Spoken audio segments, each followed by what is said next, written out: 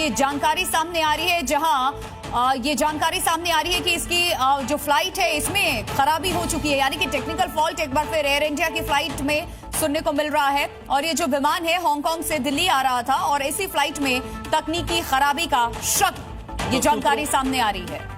तो सूत्रों के हवाले से ये बड़ी खबर आपको बता दें, बोइंग 787-8 ड्रीमलाइनर में खराबी आई है। ये ड्रीमलाइनर विमान है, वही विमान जो अहमदाबाद में हादसे का शिकार हुआ था। 3 दिन में 3 तकनीकी खराबी की ये तीसरी खबर है। लगातार 3 दिनों से बोइंग 787-8 ड्रीमलाइनर में खराबी की खबरें सामने आ रही। सूत्रों के हवाले से खबर है कि हांगकांग से भारत की राजधानी दिल्ली के लिए यह विमान आ रहा था और हांगकांग से दिल्ली आ रहे विमान में जब तकनीकी खराबी का संदेह हुआ पायलट को, तो उसके बाद ये तकनीकी खराबी की वजह से फ्लाइट के शेड्यूल में परिवर्तन हुआ है और एक बार फिर से ये एयर इंडिया का विमान है। देखिए, एयर इंडिया की फ्लाइट 315 में ये खराबी की जानकारी सामने आई थी। हांगकांग से अब ये दिल्ली विमान आ रहा था, इसमें खराबी की जानकारी सामने आ रही है। टेक्निकल फॉल्ट बताया जा रहा है। इसके पीछे कई सवाल खड़े हो रहे हैं। क्या टेक्निकली फ्लाइट को दुरुस्त नहीं रखा गया था एक के बाद एक, क्योंकि इतना बड़ा हादसा हुआ अहमदाबाद में, उसके बाद इस तरीके की खबरें आनी शुरू हो गई और सभी में टेक्निकल फॉल्ट, क्योंकि जो बड़ा हादसा हुआ अहमदाबाद में दोनों इंजन एक साथ फेल हो गए थे और इस वजह से फ्लाइट क्रैश हो गई। हांगकांग से दिल्ली आ रही फ्लाइट में भी टेक्निकल फॉल्ट। अब आप मैप के जरिए समझिएगा कि किस तरह से ये जो विमान है अपनी जगह से उड़ान भरता है और उसके बाद बार बार चक्कर लगाता है और चक्कर भी समुद्री सीमा में लगा रहा है। आप देख पाएंगे कि किस तरह से वो एक बार एक राउंड लेता है, फिर दोबारा एक और दूसरा राउंड लेता है और वापस एयरपोर्ट की तरफ बढ़ जाता है। हांगकांग से दिल्ली की तरफ ये विमान आ रहा था। इस मैप के जरिए आप इस पूरे घटनाक्रम को बेहतर ढंग से समझ पाएंगे कि पायलट जब उड़ान भरता है, एयर इंडिया का ही विमान, बोइंग विमान, वही ड्रीमलाइनर विमान जो कि अहमदाबाद में हादसे का शिकार हुआ, वैसे ही स्ट्रक्चर वाला ये विमान है जिसमें तकनीकी खराबी के शक के बाद वापस राउंड लेकर ये हांगकांग की तरफ चला जाता है। जी मीडिया संवाददाता अमरीश पांडे हमारे साथ जुड़ चुके हैं। अमरीश, क्या डिटेल्स और आपके पास हांगकांग से दिल्ली आ रही फ्लाइट के शेड्यूल को लेकर भी कुछ अपडेट दिया गया?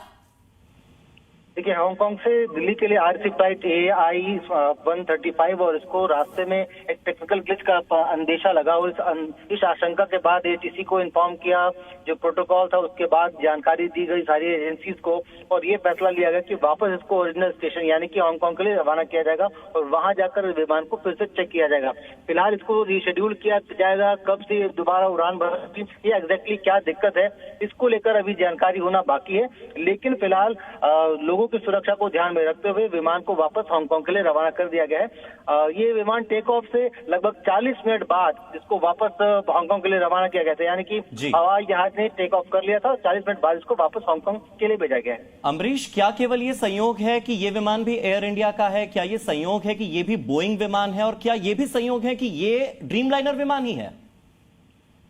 देखिए, आमतौर पर ये माना जाता है कि सभी लॉन्ग हॉल फ्लाइट जो कि लंबी दूरी जिनको तय करनी होती है, वो ज्यादातर फ्लाइट 787, 788, 789 सीरीज की ड्रीमलाइनर सीरीज की ही विमान है और लगभग सभी विमानन कंपनियों के पास जो लॉन्ग हॉल फ्लाइट्स हैं वो सभी बोइंग के ही है ज्यादातर, क्योंकि एयरबस के जो विमान है वो A330, A32 छोटे विमान है और ये बहुत ज्यादा लंबी दूरी की यात्रा के लिए इस्तेमाल नहीं किया जाता। लिहाजा ये संयोग नहीं है, लेकिन ये एक प्रैक्टिकल चीज है कि ज्यादा लंबी दूरी की जो भी फ्लाइट्स होंगी। बिल्कुल, देखिए एयर इंडिया की फ्लाइट में लगातार इस तरीके की टेक्निकल फॉल्ट्स की खबरें सामने आ रही हैं।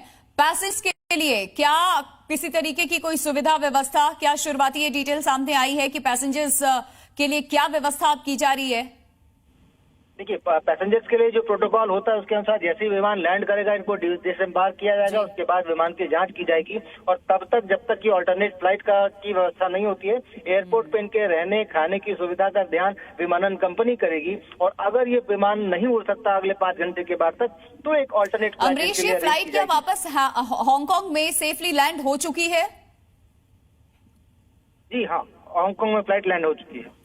और कितने यात्री थे इस विमान में? यात्रियों की संख्या के बारे में कोई सूचना? यात्रियों की एग्जैक्ट संख्या तो अभी तो नहीं पता है, लेकिन 230 के आसपास बताई जा रही है। एग्जैक्ट संख्या और क्रू मेंबर कितने थे ये अभी जानकारी होना बाकी। ठीक है अमरीश, बहुत बहुत शुक्रिया। हमारे सहयोगी प्रत्यूष न्यूज रूम से जुड़ गए, सीधे प्रत्यूष का रुख करते हैं। प्रत्यूष, फ्लाइट के बारे में पास क्या अपडेट है? देखिए, ये हम आपको मैप के जरिए आपको दिखा रहे हैं। ये जो हांगकांग की फ्लाइट थी, इससे दिल्ली आना था और ये देखिए, ये फ्लाइट को आप देखिएगा, इस मैप में आप देखिएगा, ये फ्लाइट आगे बढ़ती है, हवा में जाती है, लगभग 22,000 की फीट पर वहां पर पायलट को एहसास होता है कि विमान में कुछ तकनीकी खामी है तकनीकी खराबी है और उसके बाद पायलट ये फैसला लेता है। ये आप देखिएगा, इस मैप में आप देखिएगा, इससे दिल्ली की तरफ आना था इस फ्लाइट को, लेकिन वहां पायलट को 22,000 फीट की ऊंचाई पर अंदेशा होता है और ये हवा में चक्कर खाते हुए ये वापस हांगकांग की तरफ जाता है। और सबसे इंपॉर्टेंट बात इस खबर में यह है कि ये बोइंग 7878 ड्रीम लाइनर है। ये वही बोइंग 7878 ड्रीम लाइनर विमान है जो हादसे का शिकार हुआ अहमदाबाद में। और उसके बाद एयर इंडिया की तरफ से जितने भी विमान है जो इंटरनेशनल फ्लाइट्स हैं, उसमें किसी भी तरह की तकनीकी खामी को देखते हुए तुरंत अलर्ट पर वहां पर एयर इंडिया का जो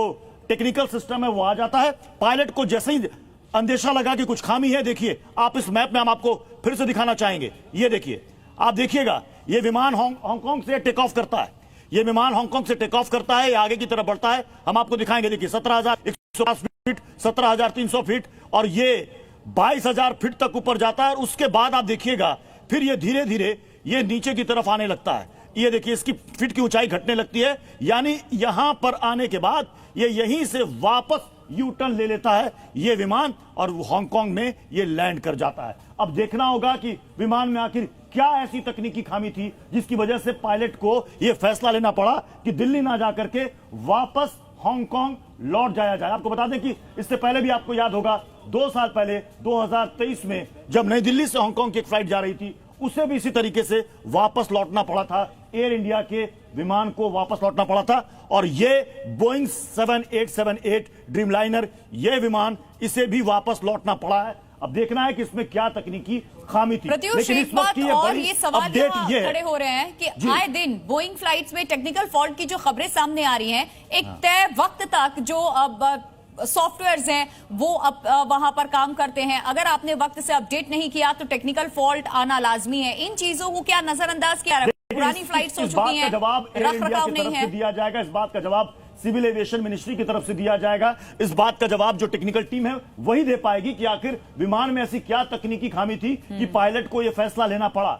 अब ये पायलट की सूझबूझ भी से आप कहिएगा कि उसे अगर लगा कि कोई टेक्निकल ग्लिच है, आगे जाकर प्रॉब्लम हो सकती है, तो उससे बेहतर है कि वो वापस हांगकांग लौटे। 22,000 की फीट पर, 22,000 की फीट के बाद आप देखिए ये वापस लौटा है। 22,000 फीट ऊपर ये विमान था, तो अगर इसकी तुलना अहमदाबाद वाले विमान से की जाए, वहां पर हादसे का एक कारण यह भी रहा कि बहुत ज्यादा ऊपर तक विमान उड़ ही नहीं पाया और हादसे का शिकार सन सेकंड में हो गया, जबकि यहां पर काफी ऊंचाई पर था। इस वजह से इमरजेंसी लैंडिंग काफी समय से हो पाई, यात्री सब सुरक्षित हैं। उसमें इंजन फेलियर की बात आ रही है कि डबल इंजन, दोनों इंजन फेलियर हो गए, इसलिए विमान पूरी तरीके से टेक ऑफ करने की बजाय वो सीधे गिर गया। लेकिन यहां पर विमान टेक ऑफ कर चुका था, 22,000 फीट की ऊंचाई तक बकायदा वो पहुंच भी चुका था। लेकिन उसके बाद विमान के अंदर उसी 7878 ड्रीमलाइनर में पायलट को तकनीकी खराबी पता चलती है और वापस बिना कोई जोखिम लिए हुए, बिना कोई रिस्क लिए हुए वो विमान वापस हांगकांग एयरपोर्ट। बहुत बहुत शुक्रिया।